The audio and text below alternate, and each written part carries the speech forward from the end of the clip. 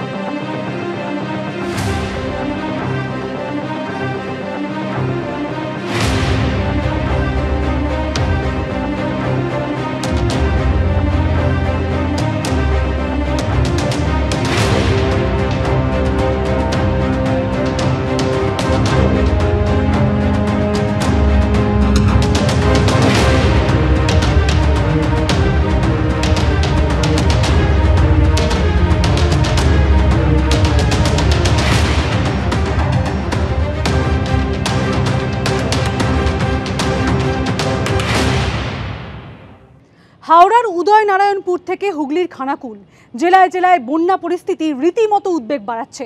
প্রশাসন সূত্রে খবর, উদয়নারায়ণপুরে এক ব্যক্তি এবং এক মহিলা জলের তলে ভেসে গিয়েছে। মহিলার দেহ উদ্ধার হয়েছে এবং ব্যক্তির খোঁজে শুরু হয়েছে তল্লাশি।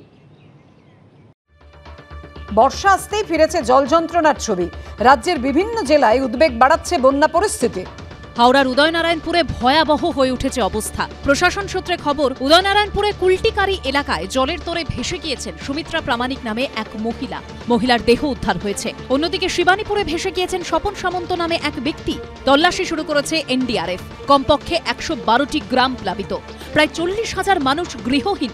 ঘরের মধ্যে ঢুকেছে জল, ভেসেছে খাট, বিছানা, রান্নাঘর। এখন ধান চাষ আছে, তারপর সবজি চাষ, এসব নানা রকম চাষ সব ডুবে গেল, নষ্ট হয়ে গেল। এখন এই তো সব ডুবে গিয়ে সব তালিয়ে গেছে, আর তো কিছু নেই। ডিভিসির ছাড়া জলে প্লাবিত হুগলির খানাকুল। ইতিমধ্যে ২০টিরও বেশি গ্রাম পঞ্চায়েত এলাকা প্লাবিত। ভাসছে মারোখানা, পানশিউলি, জগৎপুর, রাজহাটি ১ ও ২, পলাশপাই ১ ও ২, ধান্যঘড়ি, শাবলসিংহপুর সহ একাধিক এলাকা। গিয়েছিলাম পুরী বেড়াতে, গত শনিবার বেরিয়েছিলাম। এবার হঠাৎ আজকে তো ট্রেনে নেমেছি হাওড়ায়। এইরকম সিচুয়েশন এটা ফেস করতে হচ্ছে। চারিদিকেই বাঁধ ভেঙেছে এবং অনেকদিন পরে এরকম ভয়াবহ পরিস্থিতির সৃষ্টি। জল ঢুকেছে স্কুলে, পঞ্চায়েত অফিসে। খানাকুল হাসপাতালেও জল ঢুকতে শুরু করেছে। সুনীল হালদার, বাপন সাঁতরা ও কমল কৃষ্ণদের রিপোর্ট, এবিপি আনন্দ।